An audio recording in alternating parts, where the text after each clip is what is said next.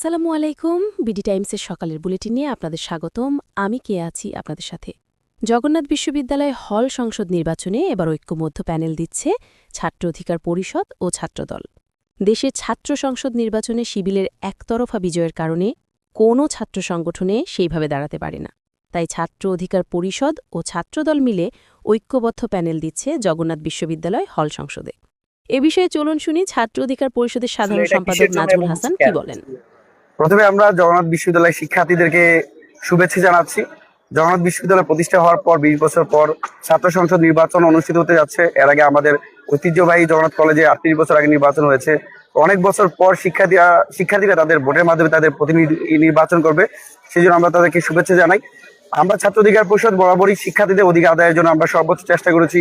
সেই 2018 সাল থেকে জগন্নাথ বিশ্ববিদ্যালয়ের নেতৃবৃন্দ হল আন্দোলন, ক্যাফেটেরিয়া সংস্কার আন্দোলন থেকে শুরু করে ছাত্রদের ছাত্রবৃত্তি সম্পর্ক আন্দোলন এবং সর্বশেষ যে দ্বিতীয় একটা হল রয়েছে, সেই হল কেন্দ্রিক যে আন্দোলন হচ্ছে, সবকিছু কিন্তু ছাত্র অধিকার পরিষদ নেতৃবৃন্দরা ঐক্যবদ্ধভাবে নেতৃত্ব দিয়েছে।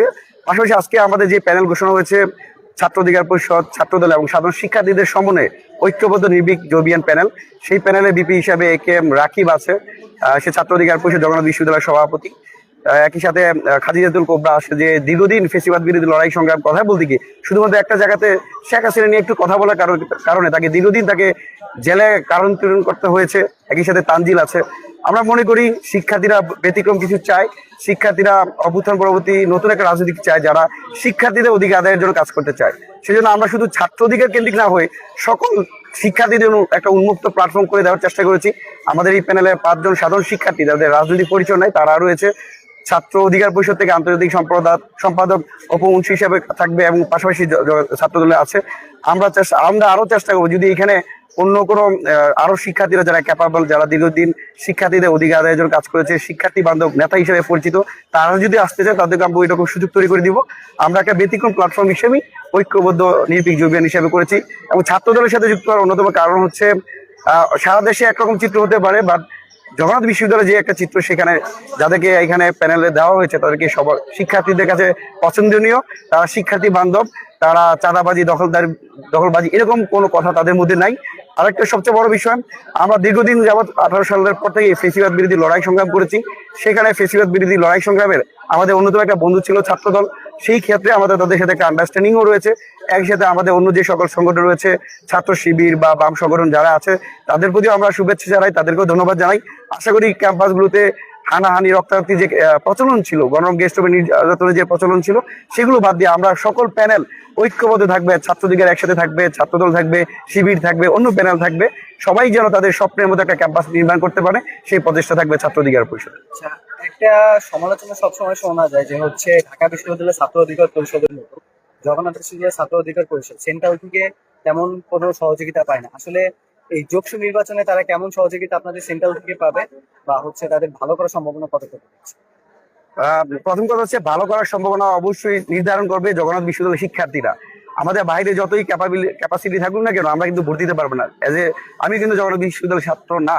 সুতরাং শিক্ষার্থীরাই তাদের ম্যান্ডেট নির্বাচন করবে, শিক্ষার্থীরাই তাদের মূল্যবান ভোট দিয়ে, যারা দীর্ঘ সময় পাশে ছিল। রাকিব তার 2017 সাল থেকে ক্যাম্পাসে আসার পর থেকেই তার প্রত্যেকটা দিন কেটেছে জগন্নাথ বিশ্ববিদ্যালয়ের শিক্ষার্থীদেরকে নিয়ে। আপনি 5 আগস্টের পর থেকে দেখেন বা এর আগে থেকেই দেখেন। সুতরাং আমরা মনে করি শিক্ষার্থীরা তাদেরকে মূল্যায়ন করবে। পাশাপাশি আমরা ছাত্র অধিকার পরিষদ 2018 সাল থেকে কোটা সংস্কার আন্দোলনের পরবর্তী থেকে আমাদের কিন্তু আসলে আমাদের দলে কোনো এমপি মন্ত্রী নাই। আমাদের আসলে যে প্রচলিত যে রাজনৈতিক ছাত্র সংগঠনগুলো, তাদের যে আর্থিক ক্যাপাসিটি, স্ট্রাকচার, সেগুলো আমাদের নাই। আমাদের দলে এখনো নেতাকর্মীরা বিশ্ববিদ্যালয়ে যারা আছে, এখানে মনির আছে ক্যামেরার সামনে, রাকিব, রাব্বি, আশফাক, মুনতাসির, তারা সবাই কিন্তু, আমরা মাসিক চাঁদা দিয়ে, মাসিক অনুদানের মাধ্যমে আমরা সংগঠন পরিচালিত করি। সেক্ষেত্রে আমি ছাত্র অধিকার পরিষদের সেক্রেটারি হিসেবে আমার পক্ষে কখনই সম্ভব না কোনো একটা বিশ্ববিদ্যালয় থেকে বা কোনো একটা কলেজকে বা কোনো একটা ক্যাম্পাসকে 10 লাখ, 20 লাখ, 50 লাখ টাকা করে দেওয়া। আর আমরা মনে করি ছাত্র রাজনীতি মানে কি? ছাত্র রাজনীতি মানে হচ্ছে শিক্ষার্থীদের অধিকার আদায়ের জন্য কাজ করা। শিক্ষার্থীরা যেখানে নিগৃহীত হবে, শিক্ষার্থীরা যেখানে বঞ্চিত হবে তাদের জন্য কথা বলা, শিক্ষার্থীরা যদি কোনো রাষ্ট্রীয়ভাবে নিপীড়নের শিকার হয়, শিক্ষার্থীরা যদি রাষ্ট্রীয়ভাবে বঞ্চনার শিকার হয়, সেই জায়গায় ছাত্রনেতা হিসাবে শিক্ষার্থীদের প্রতিনিধি হিসাবে তারা কাজ করবে। সুতরাং এই কথা বলতে আমাদের লাখ লাখ টাকার প্রয়োজন হয় না। আমরা বিশ্বাস করি জগন্নাথ বিশ্ববিদ্যালয়ের শিক্ষার্থীরা কোনো উপঢৌকন বা কোনো উপহার কোনো কিছুর বিনিময়ে তাদের ভোট বিক্রি করে দিবে না। তারা যথেষ্ট মেধাবী, তারা প্রজ্ঞাবান, বাংলাদেশের অন্যতম সেরা শিক্ষার্থী তারা। এবং তারা আমরা কত লাখ টাকা দিচ্ছি বা কত কোটি টাকা দিচ্ছি তার উপর ভিত্তি করে কোনো রেজাল্টই আসবে না। আমাদের যতটুকু সক্ষমতা আছে ছাত্র অধিকার পরিষদ, যেহেতু আমরা কোনো চাঁদাবাজির সাথে পরিচয় নাই। আরেকটা কথা আমি আপনাকে বলি, এই অভ্যুত্থানে ছাত্র অধিকার পরিষদ একমাত্র সংগঠন যারা প্রত্যেকটা বিশ্ববিদ্যালয়ে এবং জগন্নাথ বিশ্ববিদ্যালয় ইনক্লুডিং প্রতিটা বিশ্ববিদ্যালয়ে তাদের পরিচয় বহন করে অভ্যুত্থানের নেতৃত্ব দিয়েছে। আপনি দেখাতে পারবে না এত পরিমাণ বিপ্লব করার পরও 5 আগস্টের পর ছাত্র অধিকার পরিষদের কোনো নেতা কর্মীর নামে একটা চাঁদাবাজির অভিযোগ আসে নাই, দখলদারিত্বের অভিযোগ আসে নাই, সেক্ষেত্রে আমাদের টাকা পয়সা ইনকামের সুযোগ নাই। তা আমাদের টাকা পয়সার রিসোর্স হচ্ছে আমাদের শিক্ষার্থীরা, আমাদের বন্ধুরা, আমাদের সহযোদ্ধারা যারা নিজেদের টাকা দিয়ে সংগঠন চালায়। পাশাপাশি আমাদের রাজনৈতিক আদর্শ যারা পছন্দ করে, আমাদের ছাত্র সংগঠনগুলোকে তারা বিভিন্ন সময় সহযোগিতা করে থাকে। আমরা সেটার মাধ্যমে আমরা জগন্নাথ বিশ্ববিদ্যালয়ের শিক্ষার্থীদের সবসময় পাশে আছি।